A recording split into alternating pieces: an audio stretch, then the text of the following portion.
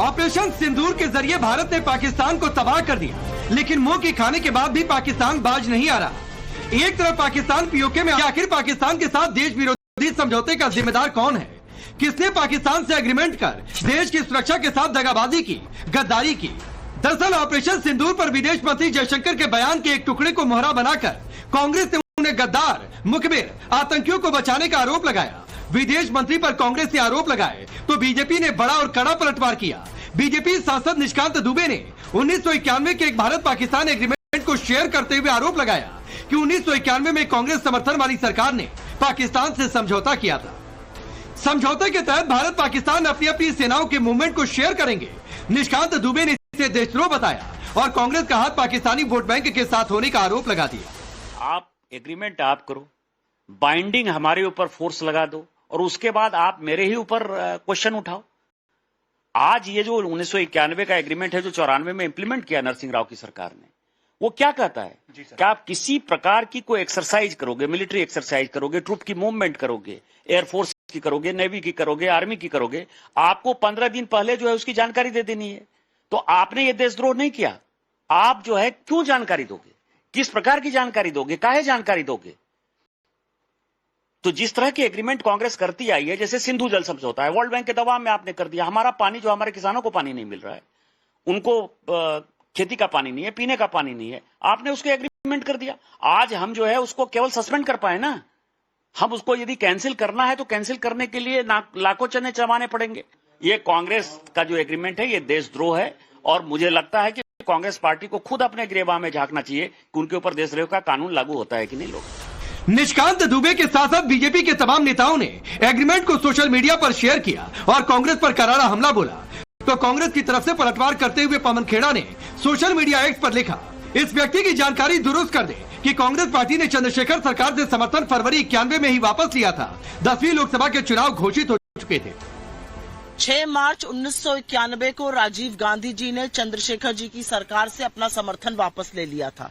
यह अप्रैल का अग्रीमेंट है, जहां तक मेरी जानकारी है 6 अप्रैल वगैरह का अग्रीमेंट है। लेकिन बार बार बेवकूफी दिखाना बीजेपी की जरूरी नहीं है। असलियत यह है कि यह अग्रीमेंट पीस टाइम के लिए किया गया था, जिससे हमारी थल सेना, नौसेना और वायुसेना का अगर कोई मूवमेंट हो तो दोनों देशों में कोई गलतफहमी ना पैदा हो। यह पीस टाइम अग्रीमेंट है। ये सच्चाई है कि 6 मार्च 1991 को राजीव गांधी के समर्थन वापस लेने से तत्कालीन पीएम चंद्रशेखर ने इस्तीफा दे दिया था, लेकिन वो 21 जून 1991 तक कार्यवाहक प्रधानमंत्री के रूप में तैनात रहे।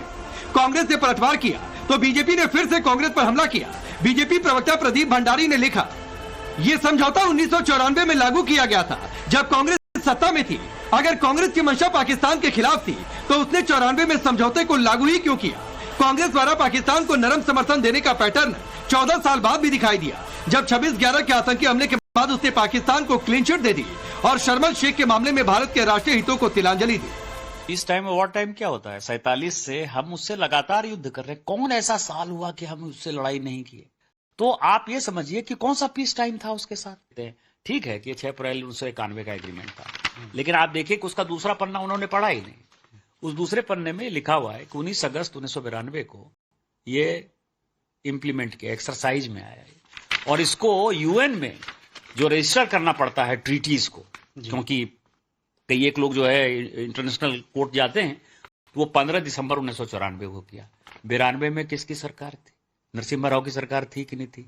आज कांग्रेस के जितने करपरदार आका हैं वो उस सरकार में मंत्री थे कि नहीं थे? 94 में किसकी सरकार थी?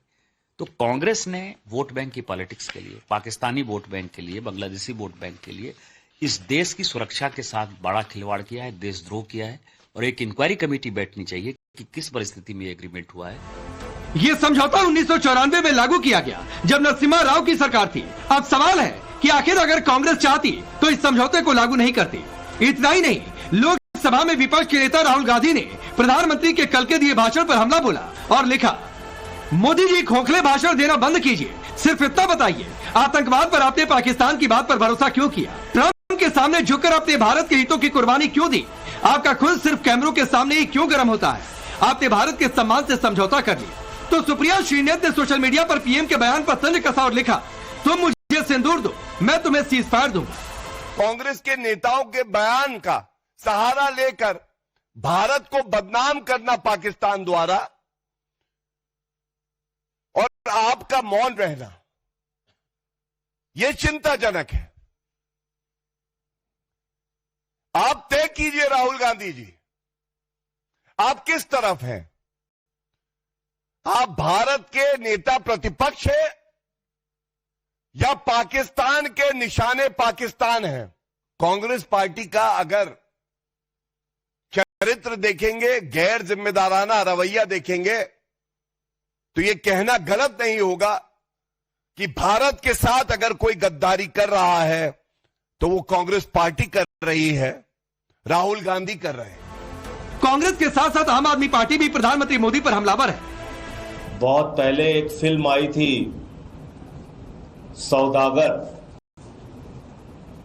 जिसमें हीरो थे दिलीप कुमार जी, राजकुमार जी, और बड़ी चर्चित फिल्म थी वो।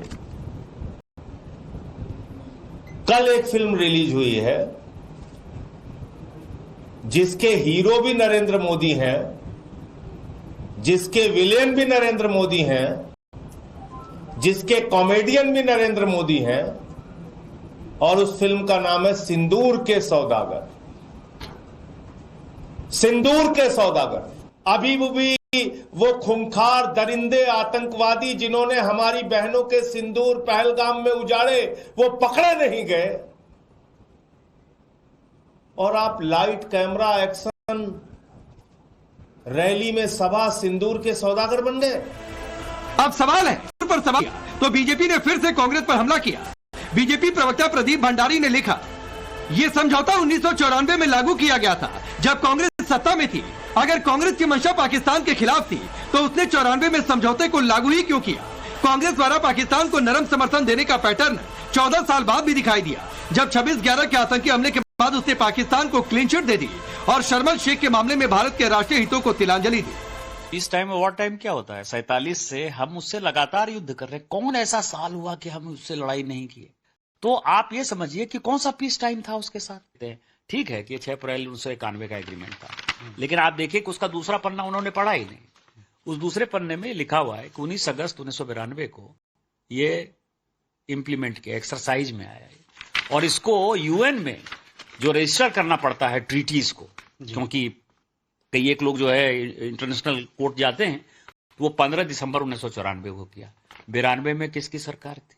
नरसिम्हा राव की सरकार थी कि नहीं थी? आज कांग्रेस के जितने करपरदार आका हैं वो उस सरकार में मंत्री थे कि नहीं थे? 94 में किसकी सरकार थी?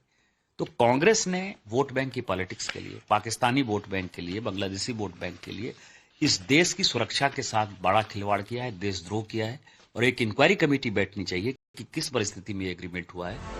ये समझौता 1994 में लागू किया गया जब नरसिम्हा राव की सरकार थी। अब सवाल है कि आखिर अगर कांग्रेस चाहती तो इस समझौते को लागू नहीं करती। इतना ही नहीं, लोकसभा में विपक्ष के नेता राहुल गांधी ने प्रधानमंत्री के कल के दिए भाषण पर हमला बोला और लिखा, मोदी जी खोखले भाषण देना बंद कीजिए, सिर्फ इतना बताइए आतंकवाद पर आपने पाकिस्तान की बात पर भरोसा क्यों किया? ट्रंप के सामने झुककर अपने भारत के हितों की कुर्बानी क्यों दी? आपका खुद सिर्फ कैमरों के सामने ही क्यों गर्म होता है? आपने भारत के सम्मान से समझौता कर लिया। तो सुप्रिया श्रीनाथ ने सोशल मीडिया पर पीएम के बयान पर तंज कसा और लिखा, तुम मुझे सिंदूर दो, मैं तुम्हें सीज फायर दूंगा। कांग्रेस के नेताओं के बयान का सहारा लेकर भारत को बदनाम करना पाकिस्तान द्वारा, और आपका मौन रहना, यह चिंताजनक है। आप तय कीजिए राहुल गांधी जी, आप किस तरफ हैं? आप भारत के नेता प्रतिपक्ष हैं या पाकिस्तान के निशाने पाकिस्तान हैं? कांग्रेस पार्टी का अगर चरित्र देखेंगे, गैर जिम्मेदाराना रवैया देखेंगे, तो यह कहना गलत नहीं होगा कि भारत के साथ अगर कोई गद्दारी कर रहा है तो वो कांग्रेस पार्टी कर रही है, राहुल गांधी कर रहे हैं। कांग्रेस के साथ साथ आम आदमी पार्टी भी प्रधानमंत्री मोदी पर हमलावर है। बहुत पहले एक फिल्म पर सवाल उठाने वाले विपक्ष को किस पर भरोसा है, हिंदुस्तान पर या पाकिस्तान पर?